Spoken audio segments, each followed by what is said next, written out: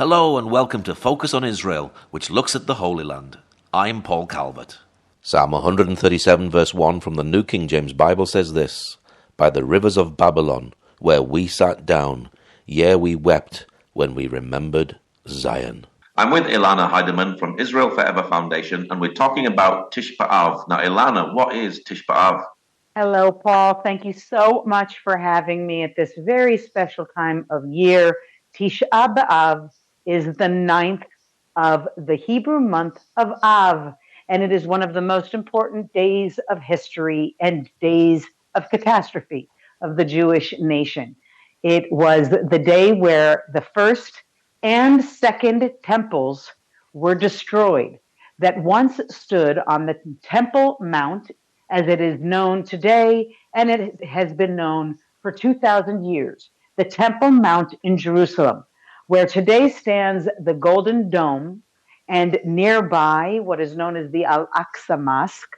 This used to be the home of the holy Jewish temples during the time of peace throughout the land of Israel. On Tish Ba Av, twice in history, our temples were destroyed by different armies who came and pillaged the Jewish ritual and traditional objects of holiness, and they destroyed the entirety of Jerusalem.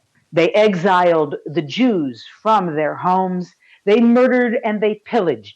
And on Tisha B'Av throughout history, many people throughout the lands around the world have used this day as a day to bring about continued catastrophe. Before the Holocaust, during the Holocaust, and even today, many times Jewish historical events like this 9th day of the month of Av, this day of mourning, they use it as a day to create new pain. So it is indeed a very powerful day, and one that brings us to very unique styles of observance. A very sad time to lose the first temple and the second temple. It does actually remind us that Israel does have a history in the land and on the Temple Mount as well. You were kicked out of the land twice. You went through a Holocaust, expulsions, and yet you're back in the land today. You didn't assimilate into society. You came back in 1948. Is that the miracle amongst all the sadness? Well, it's interesting because it didn't begin in 1948 on May 14th, what we recognize as Declaration Day. It began hundreds of years earlier when there were many different movements for the return of the Jewish nation to Jerusalem. And part of the reason that the movements were always a thread of Jewish identity was because the temple in Jerusalem was so central to every Jewish identity in every Jewish community in exile around the world. Under our wedding canopies, we smash a glass and we remember the destruction of Jerusalem, the destruction of our temples. We remember it on our happiest moments and, of course, on our saddest days. We know that even today, what the battles that we're fighting are a part of this continued battle that the world seeks to destroy and erase the Jews.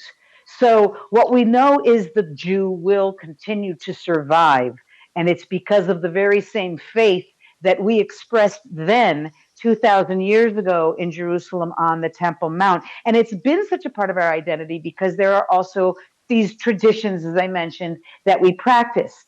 Tisha B'Av, the 9th of Av, is a fast day. And there are certain readings from the Torah, from the Bible, that from the writings throughout history that we read, words of mourning, words of connection, longing for the temple. This was our heart and soul, and I will tell you that if people truly understood Judaism and the centrality of the Temple Mount and Jerusalem to who we are, and the beauty of our prayers for Jerusalem, Im eshkachech Yerushalayim, tishkach yamini, if I forget thee, O Jerusalem, may I lose my right hand, and it continues, may my tongue cleave to the top of my mouth. It was so essential. Jerusalem was the soul, and continues to be the soul of what it is to be a Jew, because that is where God's judgment was being fulfilled, where our service to the Lord was being practiced by our priests called the Kohanim. And these are the fighters, the people who on the destructive days they then echoed through history, so that when it was during the Holocaust, and when we were faced with pogrom, and when we are faced with terror attacks and suicide bombers, or anti-Semites screaming lies at us everywhere in the world, it's the same strength of those people who said, in spite of this destruction, we will outlast. And that's what drives the Jewish people forward. That's why we are still fighting the same fight for Jewish existence. We are still fasting as our ancestors did 2,000 years.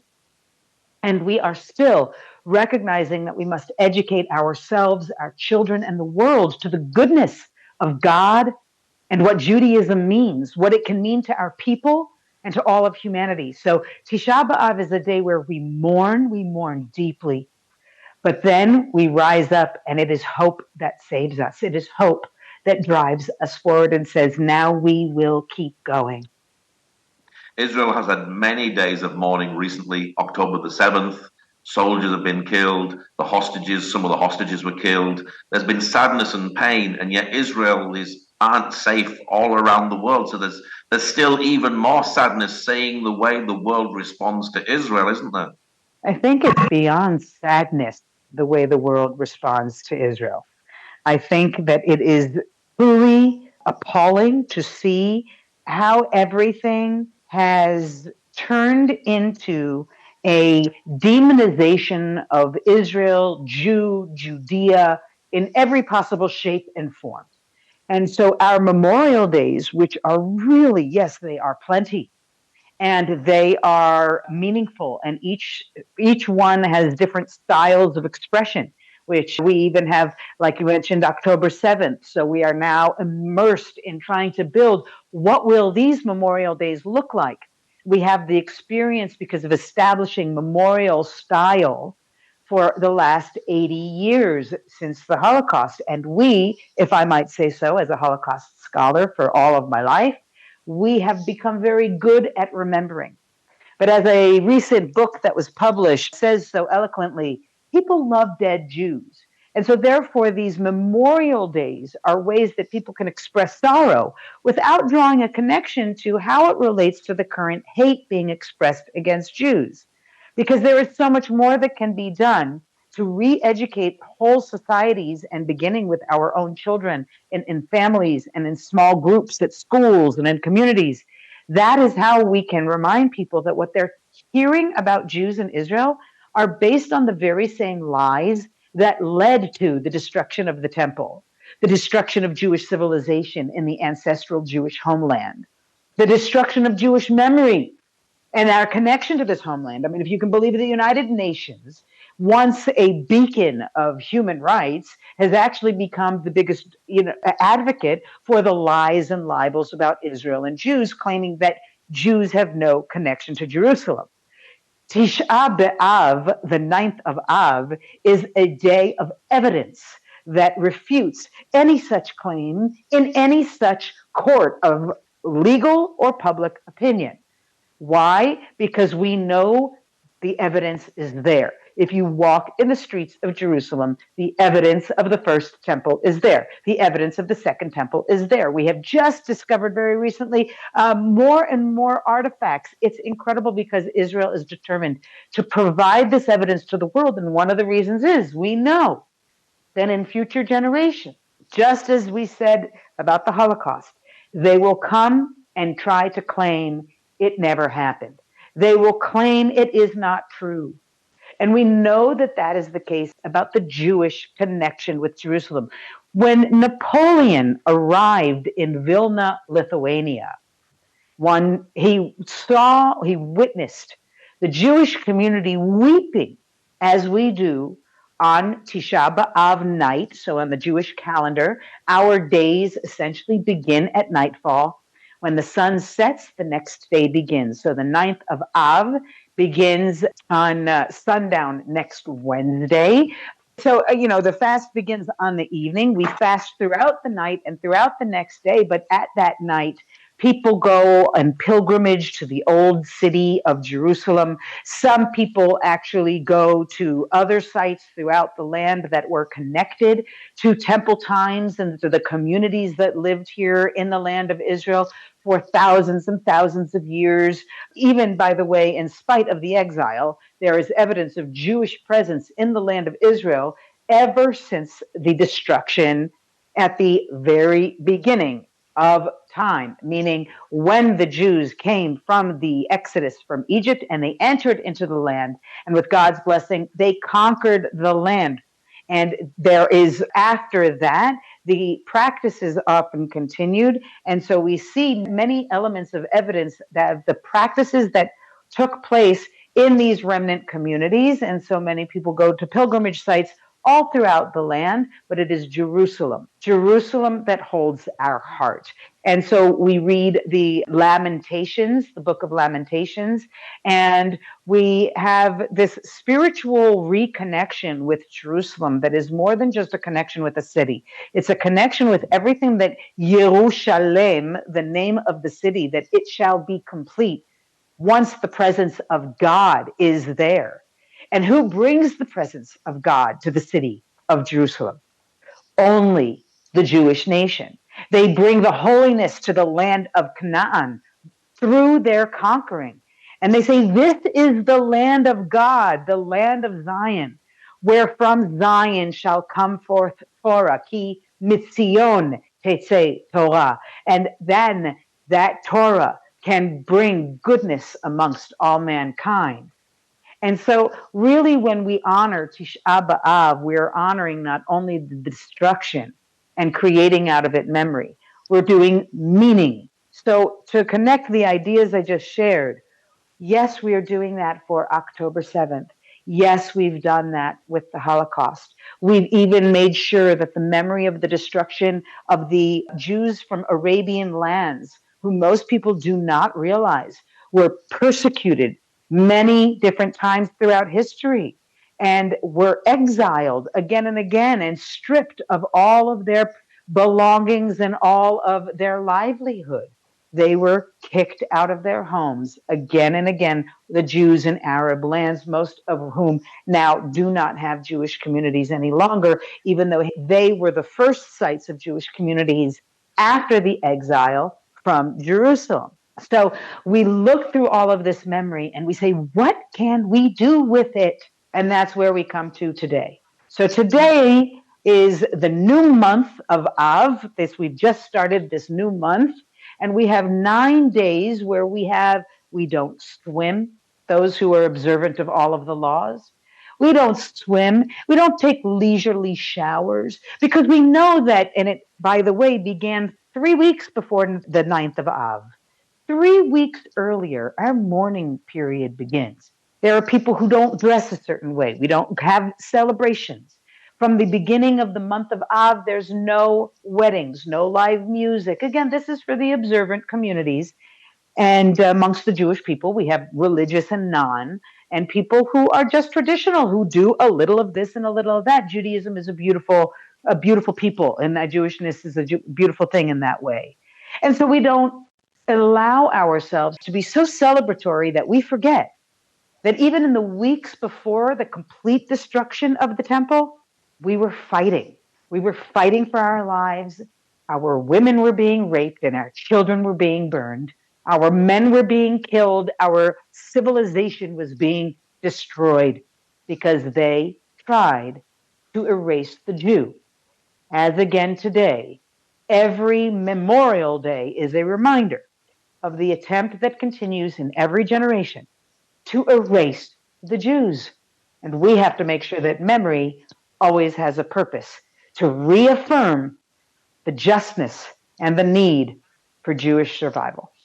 It's sad for the Jews. It's also sad for the Christians what's happening today. We're seeing Kairos too, where the Church of England is basically embracing Palestine and basically forgetting the Bible, what the Bible says in the book of Genesis, I will give you this land as an eternal covenant. We've seen with all the hate, Zionists not welcome, put the Zios in the ground, death to the IDF. Have we actually learned anything about the Holocaust? No, nothing. There are those who have, and that's who we have to rely on. But the majority of people have distorted the messages and the lessons that we could learn from the Holocaust. They've made them de-Judaized. If you take the Jew out of the story, it's more palpable to the common person. In doing so, they've basically stripped the Jew of respect in the eyes of the people. So they have now started to believe that, oh, wait a second, there is a logic to why Hitler decided to kill all the Jews. They believe that there is a logic and that it is okay to resist Jewish existence by rape and murder and kidnapping. All of the legitimizing of terror is simply, and unfortunately, okay, but it is simply a result of poor Holocaust education, of people trying to, minimize the degree of what took place. And I will tell you, part of the reason that Holocaust denial, and it is a form of denial, in my opinion, distortion, diminishment, these have been set in the practice of Holocaust education as like the rules by which everybody must abide, right? That we have to teach the Holocaust with integrity. We have to prevent diminishment of truth.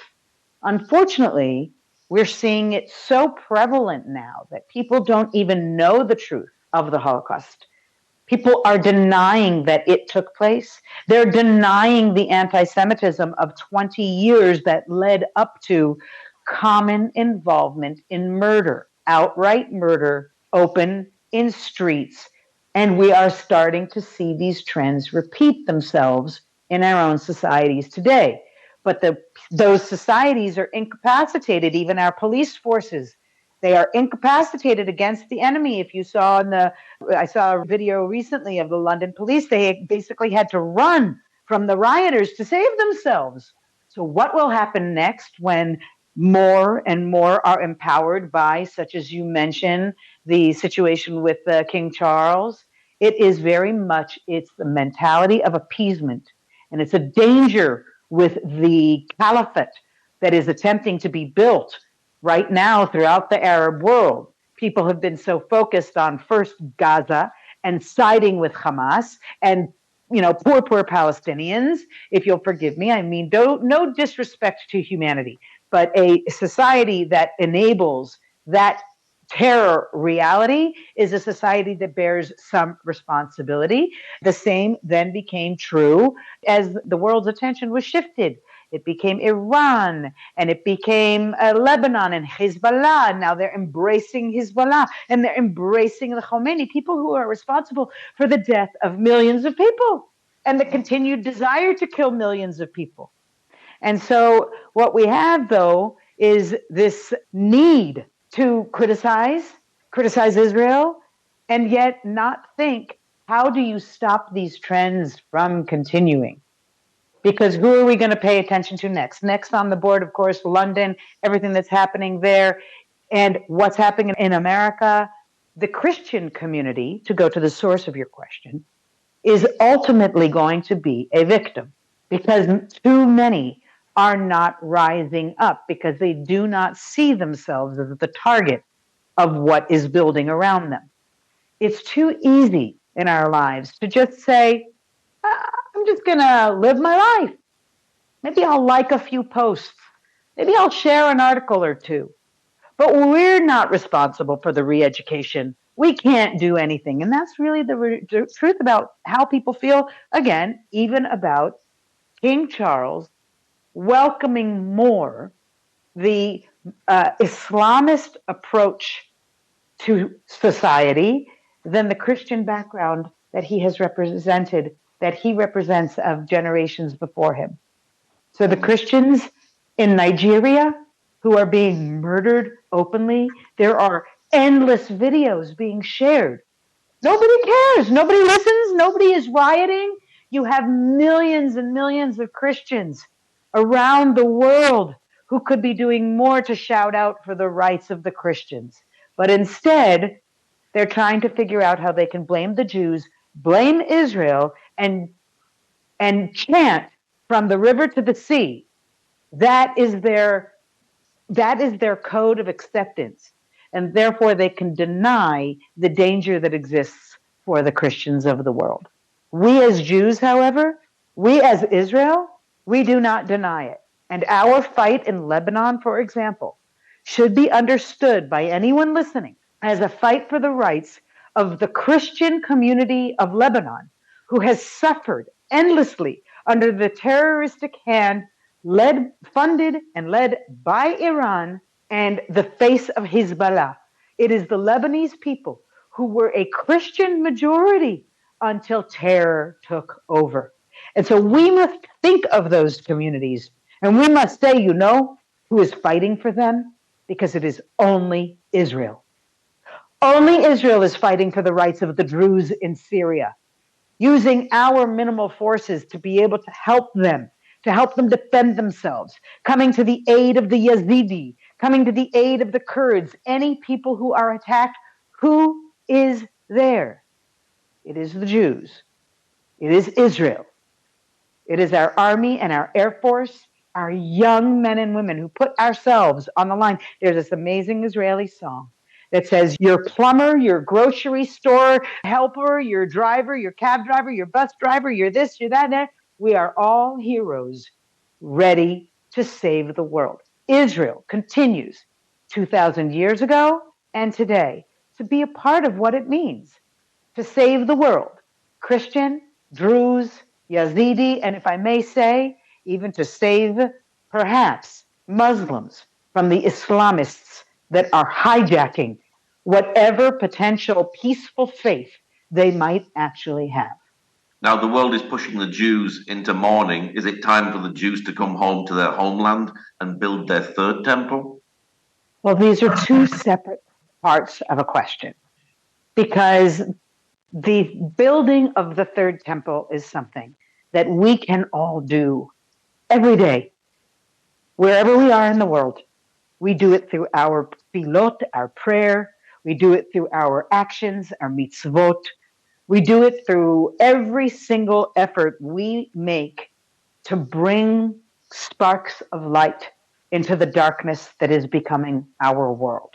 Is it time for Jews to come home? Absolutely. It's always been time. I am so beyond belief blessed that I live in the land in this time, and that I have been in this home for 22 years, and living and breathing the holiness that is the land of Israel. I do believe it's time. I believe many Jews will find their way home. I also believe that there are two different kinds of what we call aliyah, which means the rising up. Because when you come to the land of Israel, it is believed we rise up and come home. We rise up because it is a holier place. This is all of Israel, Judea, Samaria, what otherwise is politicized as the West Bank, but is the home of our ancestors, Abraham, Isaac, Jacob, Sarah, Rebecca, Leah. This is our home. This is the home of Torah. Jews must come home. Some will come because they want to. Some will come because they have to. And that includes even the anti-Zionist Jews who believe that they will be able to save themselves from hate by saying it's Israel's fault. This is wrong. And anyone who has been led to believe that Israel has committed a genocide or even a single war crime does not know that our soldiers and our army and our land and our government, whatever you think of a certain politician, our laws are based on the laws of Torah. And the laws of Torah are the foundation of Christianity. And those laws of Torah are the foundation of all good civilization throughout history. And so therefore, we absolutely have an obligation to make sure more of the world realizes this. And that includes everybody. Have other bad things happened on this day, on Tish Ba Av? Well, as a historian, I kind of spent a long time making sure to research all these different events. And the number becomes immense when you reach the years of the Holocaust in particular, and also different years around Tisha Ba Av when terror attacks were taking place in the land of Israel. I can only share with you the stories that I have inherited of those who witnessed that under so many different circumstances, in the ghettos, in the concentration and extermination centers, after the death marches, when they went from place to place to place, so many spoke about what Tisha Ba Av meant for them, how it was experienced in the places of darkness, how they couldn't have texts. It was forbidden to have Hebrew texts, so they relied on tidbits of memory. There were so many instances of destruction and so many glimmers of light that came from within it. So I encourage people to seek out another story, see what this day could mean even for you, Jewish, not Jewish, it doesn't matter. If the temple, which once stood in Jerusalem, was the symbol of peace and harmony for all mankind, and that is what it is written in our scriptures, my house will be open and all will come for all of the peoples of the world. The essential idea of Judaism is that here is God, and God welcomes everyone. And therefore, the Jewish house of God was a place that welcomed all mankind. That is what we should be all striving for and teaching and making sure that others are hearing so that they too can refute the lies being spread about Jews, the demonization of Jews, the demonization of Israel. Stopping it starts with each of us. What is your prayer for this time of mourning? I think that there is, unfortunately, a lack of knowledge. People are used to sound bites and shorts and reels and good memes. My prayer would be that more people would continue a search for understanding and information about history. When someone learns about the history of the 9th of Av and the Jewish presence in Jerusalem, they no longer can accept any of the lies that negate the Jewish rights to the land. I believe that Tisha Ba Av is essential. There are many days throughout the year that can also enforce that historical relevance. Our Declaration Day is one of them, and in May 14th, and you have so many in the British history, of course, November 2nd, the day of the Balfour Declaration.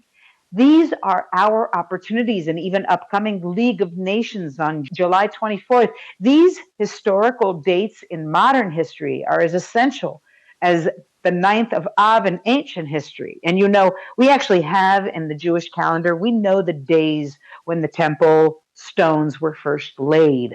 We know the days when the priests were in the temple and what days of the week certain things happened in the temple courtyard, that area that is now considered Al-Aqsa, which it is not. It is not all Al-Aqsa. This is a mistake, and you need to be able to learn more. That is my prayer, that more people will seek to learn, to know, and then maybe we can heal some of the fractured world Tisha Ba Av represents. What's your website for people who'd like to know more? At Israelforever.org, you can find a wealth of resources and information that emphasizes Israel's multidimensional reality. It's not just a state that dominates the news, even though we are less than 0.2% of the world's population. There you can explore our heritage, our peoplehood, activities, recipes, but more importantly, on our social feed, this is where you get your engagement, your advocacy, your resources that you can share onward. So I'm going to most encourage you not only to sign up on our website as a virtual citizen of Israel, but to come and follow us on Instagram, follow us on Facebook, follow us on all the platforms so that you can be a part of spreading the truth. You must do more if you want to be a part of saving the world. That's my prayer, that more people see that we all have that responsibility. Well, Elana, thank you very much for sharing today. Thank you so much. And I will add one last prayer here, which is that we shall never have to mourn another destruction like Tisha Ba Av and October 7th again, because many are not aware that Israel has discovered many different series of plans for October-style invasions. specifically on our northern border. And so we have to think of how many destructions have been prevented simply by the existence of a Jewish state and the presence of Jewish security forces known as our soldiers.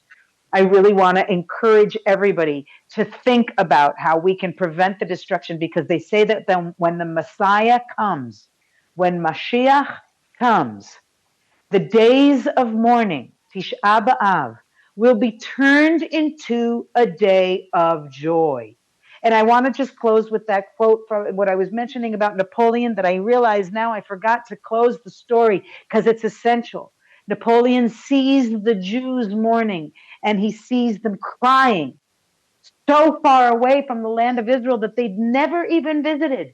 And he says, a people like this is most deserved of being returned to their ancestral homeland. So when you want to be an advocate for truth, for the Jewish nation, and for Israel, Tish Ba Av is a beautiful opportunity to do so. May you all be blessed in your daily lives, and may all of our work be holy. And thank you for sharing today. Thank you. Thank you for joining us today. Pray that God will move by his mighty power in the Holy Land and bring his peace.